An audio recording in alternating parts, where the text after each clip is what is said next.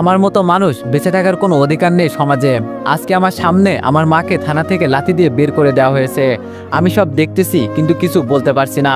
থানার ভিতরে 5 জন মিলে আমাকে উল্টো করে লাঠিচার্জ করছে, তাও আবার উলঙ্গ করে। আসলেই ভাই, গরিবের কোনো দুনিয়া নাই। আমাদের পরিবার বলতে আমার মা আর ছোট বোন, একটা মাত্র বোন। বোনের বয়স মাত্র 8 বছর। এত কিছু বোঝে না। বোনের বয়স যখন 4 মাস তখন বাবা মারা যায়, আর তখন থেকে সংসারের হাল আমি ধরি। এই একটা দোকানে কাজ করি আর থাকি বস্তিতে। এর জন্যই আমি মাকে সবসময় বলি, আম্মু, গরিবের কোনো জীবন আছে? আর আম্মু তখন আমাকে একটা কথাই উত্তর দেয়, মানুষ ছোট থেকে বড় হয়, বড় থেকে কখনো ছোট হয় দেখছোস? আমারও অনেক আশা আছে তোকে নিয়ে, অনেক বড় কিছু করবি। ভালো কোনো ভার্সিটিতে চান্স পেতাম, কিন্তু টাকার কারণে পরীক্ষা দিতে পারি নাই। কাছেই একটা সরকারি ভার্সিটিতে, ওইখানে ভর্তি হয়ে গেছি। কোনো মতে পড়াশোনাটা চালাই আম্মুর কারণে। আম্মু না থাকলে হয়তো পড়াশোনা করতাম না। তো আজকে সকালে দোকানে যাচ্ছি। আম্মু প্রতিদিন আমাকে একটা কথাই বলে, বাবা, কাজ করতে যাবি যা, কিন্তু কারোর সাথে ঝগড়া করবি না। আমি বললাম, আরে কি যে বলো না আম্মু, আমি কারোর সাথে ঝগড়া করি বলো? আম্মু বলল, তাও বাবা, এই শহরের মানুষগুলো ভালো না। আমি বললাম, জানি আম্মু, তোমাকে বলতে হবে না। মিলি কই, আমার ছোট বোন? আম্মু বলল, ঘরে বসে দেখ কি করছে, যত জিনিসপত্র আছে সব উল্টো করছে, আর কি করবে? আমি বললাম, থাক, ছোট মানুষ করতে দাও। আচ্ছা আম্মু, যাই, দেরি হয়ে যাচ্ছে। আম্মু বলল, আচ্ছা বাবা। কিছু দূর আসতে একটা মেয়ে বলল, স্যার, ওই লাল শার্ট পরা ছেলে আছে না, ওর মতোই দেখতে। আর বলতে হবে না মা, তুমি চলে যাও, আমি নিশ্চিত ওই হবে। দেখো ওকে কেমন উচিত শিক্ষা দিই। মনে মনে চিন্তা করছি, লাল শার্ট পরা তো এখানে আমি ছাড়া কেউ নেই, তাহলে কি আমাকেই বলছে? পিছনে তাকিয়ে দেখি আমাদের থানার ওসি। আমার খুব ভয় হতে লাগলো। ওসি বলল, এই ছেলে, এইদিকে আসো। আমি ভয়ে ভয়ে ওদের কাছে হেঁটে গেলাম। আমি বললাম, জি স্যার, কিছু বলবেন? এক কনস্টেবল বলল, স্যার, যারা করে তারা এই ছেলের মতোই ভালো সাজে, আপনি তাকে চিনতেই পারবেন না। আমি বললাম, কি বলছেন মানে? ওসি বলল, কালকে তুই কইছিলি। আমি বললাম, জি, কেন? আমি আমার বাড়িতে। ওসি বলল, এখন কোথায় যাচ্ছ? আমি বললাম, কাজ করতে। ওসি বলল, কি কাজ করো? আমি বললাম, জি, দোকানে কাজ করি। ওসি বলল, কালকে যাও নাই কেন? আমি বললাম, জি, কালকে অসুস্থ ছিলাম স্যার, এই জন্য যাই নাই। পাশে থাকা ছেলেটা বলল, বেশ স্যার, সব প্রমাণ হয়ে গেছে। আর কে করবে?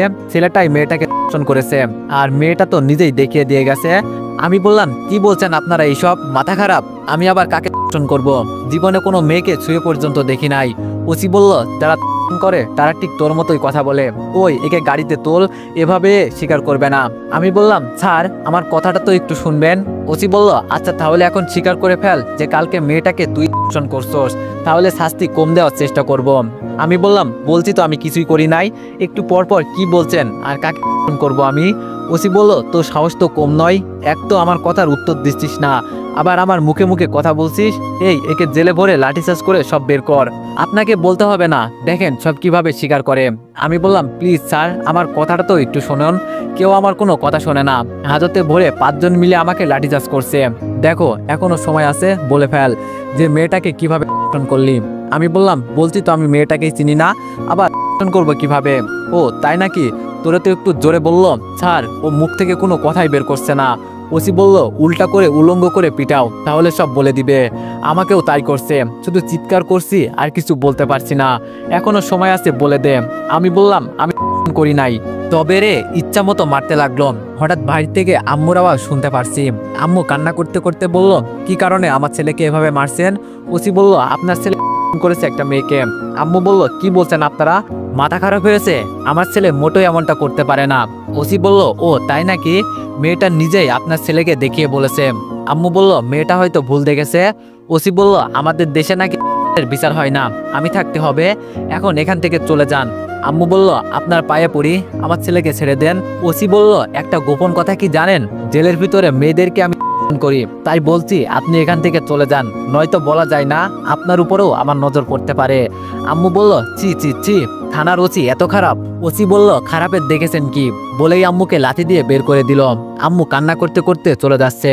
বিশ্বাস করেন ভাই, এই কাহিনী দেখে আমার শরীরের ভিতর আগুন জ্বলছে। মনটা চাইছে সব কয়টাকে হত্যা করি, কিন্তু পারছি না। হঠাৎ একটা মেয়ে তার বাবাকে নিয়ে এসে বলল, স্যার, কাকে ধরে নিয়ে আনছেন? ওসি বলল, তুমি চিন্তা করিও না, ওই দেখো ছেলেটাকে মেরে কি অবস্থা করে ফেলেছে। মেয়েটা বলল, কিন্তু স্যার, ও তো আমার সাথে কিছুই করে নাই। ওসি বলল, মানে কি বলছো? মেয়েটা বলল, জি স্যার, যে আমাকে করেছে ওর নাম রনি, আর রাস্তায় মেয়েদের নিয়ে ঘুরছে। রনি নামটা শুনেই বুঝে গেছি ওর কোনো বিচার হবে না। হাসির কোনো বিচার হয় না। ওর বাবার টাকার অভাব নাই, আর রনি যাকে পারে তাকে মারে, আর তো কোনো কথাই নাই। ওসি বলল ছেলেকে নিয়ে আসো তো। আমাকে কাপড় পরিয়ে বাইরে নিয়ে আসলো। হাঁটার শক্তিটুকু আমার শরীরে নাই, কিভাবে বাড়িতে যাব তাই চিন্তা করছি। মেয়েটা বলল সরি আমার জন্য আপনাকে আজকে আমি একটা হাসি দিয়ে স্যার আমি করেছি। গরিবের কোনো বিচার নাই। জানি স্যার, বলতে হবে না। একটা হেল্প করবেন, আমাকে শুধু বাড়িতে দিয়ে আসবেন। ওসি বলল কনস্টেবল যাও ওকে বাড়িতে দিয়ে আসো। মেয়েটা বলল স্যার যে আমাকে করেছে তাকে ধরবেন না।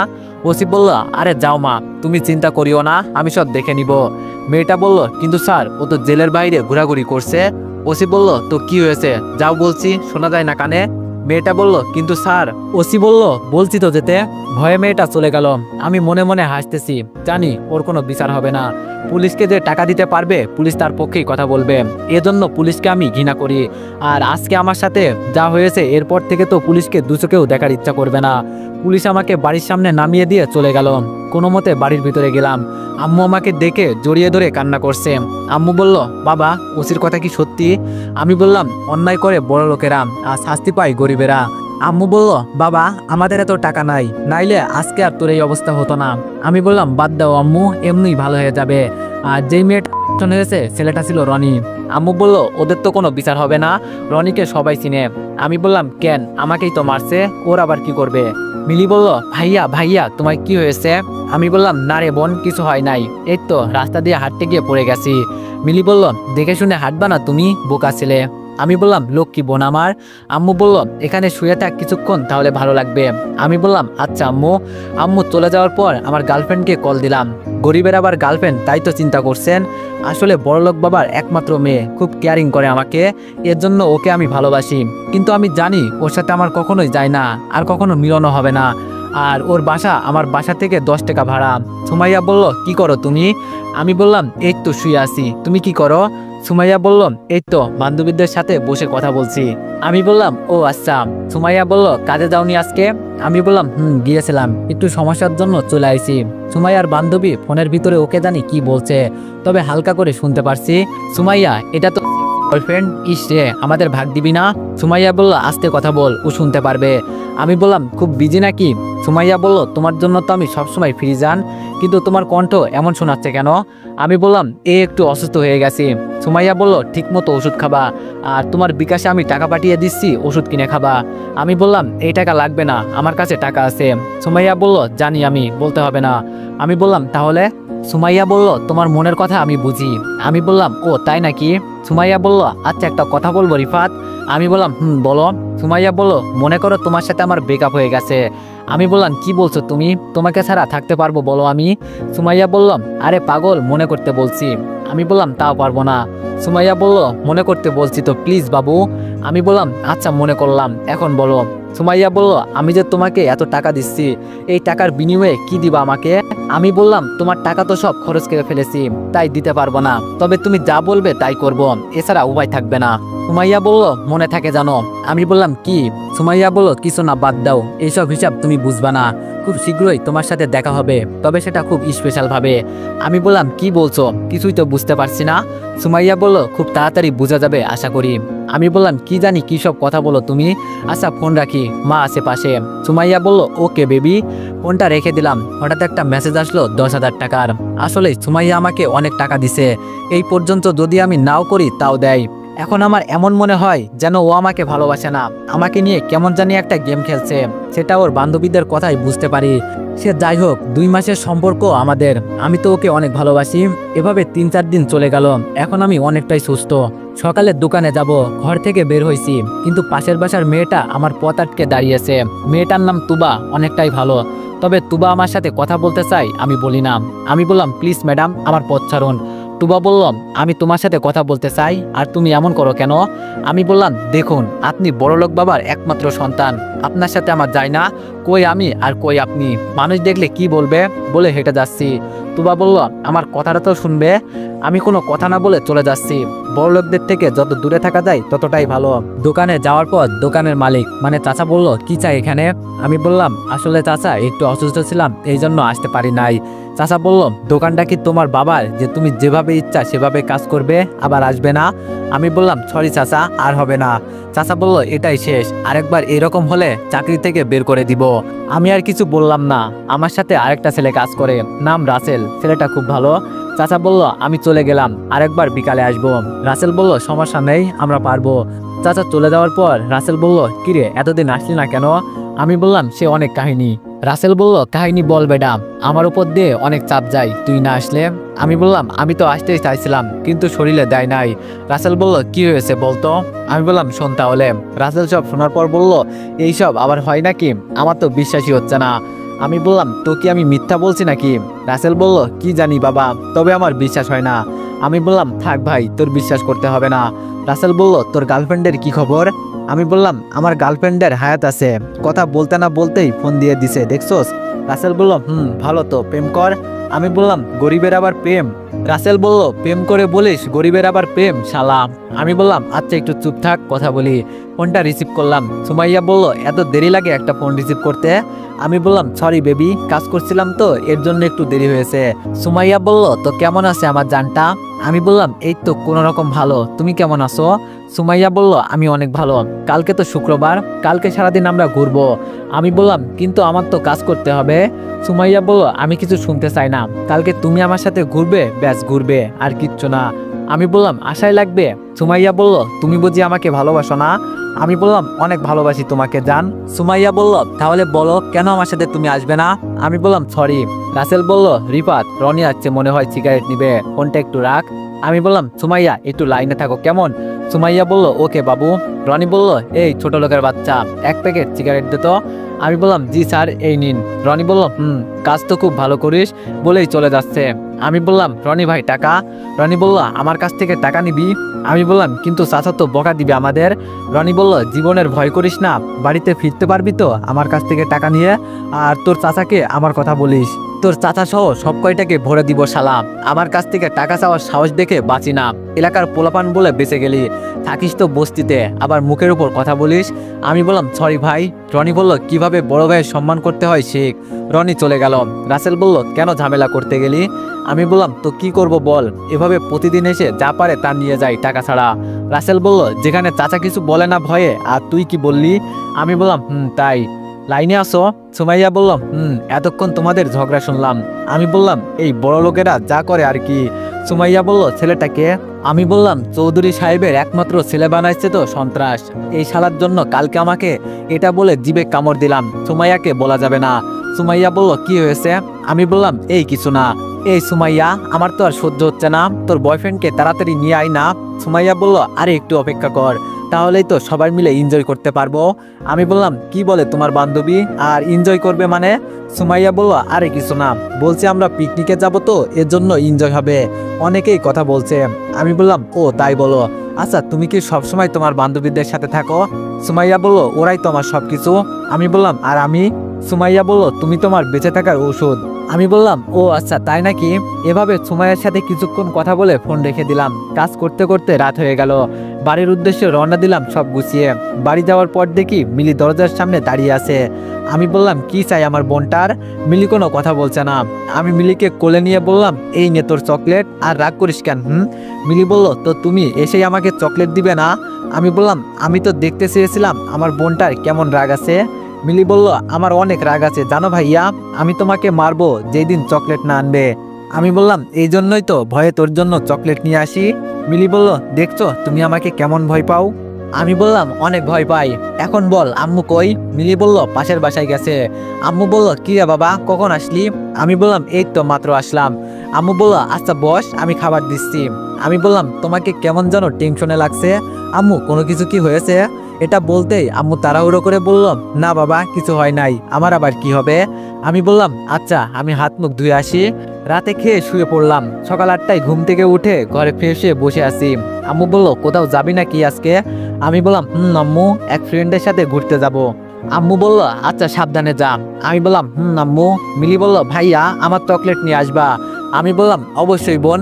ঘর থেকে বের হয়ে কিছুদিন যেতেই আবার পুলিশের গাড়ি আমার সামনে এসে দাঁড়ালো। পুলিশের গাড়ি দেখে শরীর জ্বলতে লাগলো। আমি বললাম আজকে আবার কি চাই? স্যার আপনাকে আমার সাথে যেতে বলেছে, চলেন। আমি কোনো কথা না বলে উঠে পড়লাম, জানি ওদের সাথে কথা বলে লাভ নেই, আমাকে নিয়ে যাবেই। থানায় গিয়ে দেখি রনি ওসির সাথে বসে আছে। রনি বলল, ও তাহলে সেই দিন আমার জন্য তুই অযথা মার খেলি। আমি কিছু বললাম না। ওসি বলল, তো আজকেও কি ওর নামে কেস ফাইল করব? রনি বলল, ওরা যেহেতু মানে না করে ফেল। আর আমাকে বলে, এই নে 1 লাখ টাকা, আমার জন্য অনেক কিছু করলি, এভাবে থাকলে থাক, আমার পিছনে অনেক কিছু পাবি, বলে রনি চলে গেল। ওসি আমার কাছ থেকে টাকাগুলো নিয়ে বলল, নাম বল। আমি বললাম, আমার টাকা নিলেন কেন? ওসি বলল, এগুলো তোরে দিছে বলে তোর হয়ে গেল, শালা সেই দিনের মতো উল্টো করে পিটাবো। আমি বললাম, কিন্তু এই টাকাগুলো তো। আমার হাতে একটা জোরে আঘাত করলো লাঠি দিয়ে। আমি ও বাবা গো বলে একটা চিৎকার দিলাম। ওসি বলল, চুপ শালা চুপ, মুখে মুখে কথা বলিস, এমন কেস দিয়ে জেলে ভরে দিব, জীবনেও আর বের হতে পারবি না। নাম বল, এখন তোর জন্য বসে থাকতে পারবো না। আমি বললাম, জি রিফাত। ওসি বলল, আগে পিছে কিছু নাই? আমি বললাম, মোহাম্মদ রিফাত ইসলাম। ওসি বলল, বাবা মার নাম বল। আমি সব বলার পর বললাম, আচ্ছা এইগুলো কিসের জন্য নিচ্ছেন? ওসি বলল, তুই একটা ছেলেকে মেরে হাসপাতালে পাঠাইলি, কেস ফাইল করলাম যাতে ছেলের বাবাকে দেখাতে পারি। অবশ্য জেলে বন্দি করতাম তোরে, কিন্তু সেই দিন মারছি তো, এই জন্য আর কিছু করলাম না। আমি বললাম, কিন্তু আমি তো কাউকে মারি নাই। ওসি বলল, মারছে তো রনি, আর হিসাব দিবি তুই। আমি বললাম, আচ্ছা বুঝলাম, তাহলে এখন কি আমি যেতে পারি? কিছু বললাম না, না হলে ঝামেলায় পড়বো। ওসি বলল, যা। আমি চুপচাপ বের হয়ে গেলাম। আমার ওর উপর রাগ ছিল না, কিন্তু আমার টাকাগুলো নিয়ে নিল। ছাড়বো না শালা তোরে, সময় একদিন আমারও আসবে, সব পুলিশ জাতিকে দেখে নিব, এমন অপবাদ দিব পুলিশের নামে, মুখ দেখাতেও পারবি না। মনকে শান্ত করার জন্য এগুলো বললাম। জানি না পুলিশের উপর প্রতিশোধ নিতে পারবো কিনা, তবে সুযোগ পেলে কাউকে ছাড়বো না। ফোনটা বের করে দেখি সুমাইয়ার 20টা মিস কল। তাড়াতাড়ি ফোনটা ব্যাক করলাম। সুমাইয়া বলল, এ শালা, সেই কখন থেকে তোকে কল দিচ্ছি, তোর তো কোনো খবরই নেই। আমি বললাম, আসলে আম্মু কাছে ছিল, এর জন্য। আর তুমি আমাকে শালা বলছো, যাও, তোমার সাথে কথা বলবো না। সুমাইয়া বলল, সরি, অনেক রাগে বলে ফেলেছি। জান, এই পার্কে আমি 30 মিনিট ধরে দাঁড়িয়ে আছি। আমি বললাম, সরি, চলে আসছি, 5 মিনিট দাঁড়াও, আমি 10 মিনিটের মাঝে চলে আসছি। ফোন রেখে দিয়ে হাঁটতে হাঁটতে পার্কে চলে গেলাম। ভিতরে গিয়ে দেখি সুমাইয়া একটা বেঞ্চে বসে আছে, পরনে নীল শাড়ি। আমি গিয়ে ওকে পেছন থেকে জড়িয়ে ধরলাম। সুমাইয়া ভয়ে ভয়ে বলল, কে? আমি বললাম, আরে পাগলি আমি। সুমাইয়া বলল, ও তুমি? আমি তো ভয় পেয়ে গেছি, এতক্ষণ আসার সময় হলো তোমার, সেই কখন থেকে অপেক্ষা করছি। আমি বললাম, এই দেখো কান ধরছি, আর দেরি হবে না। সুমাইয়া বলল, আচ্ছা বাদ দাও, চলো ওইদিকে যাই। আমি বললাম, একটু পরে যাই, তোমাকে জড়িয়ে ধরে রাখি কিছুক্ষণ। সুমাইয়া বললাম, তোমার গার্লফ্রেন্ডকে তুমি জড়িয়ে ধরবে, এজন্য কি অনুমতি নিতে হয়? আমি সুমাইয়াকে জড়িয়ে ধরে বললাম, এত আদর দিচ্ছ যে? সুমাইয়া বলল, আর কয়দিন পর তো তুমি পর হয়ে যাবে, আর তোমাকে পটাতে হবে না। আমি বললাম, কি বলো, কিছুই তো বুঝতে পারছি না। সুমাইয়া বলল, এইসব তুমি বুঝবা না। আমি বললাম, আমার মনে হচ্ছে পিছন থেকে কেউ আমাদের ফলো করছে। সুমাইয়া বলল, কই, আমি দেখতে পারছি না। আচ্ছা সেই সব বাদ দাও, এখন বলো, তোমার পছন্দের শাড়ি পরে আসছি, কেমন লাগছে আমাকে? আমি বললাম, অনেক অনেক সুন্দর, তোমার সুন্দরের তুলনাই হয় না। সুমাইয়া বলল, সত্যি তুমি খুশি হয়েছো তো?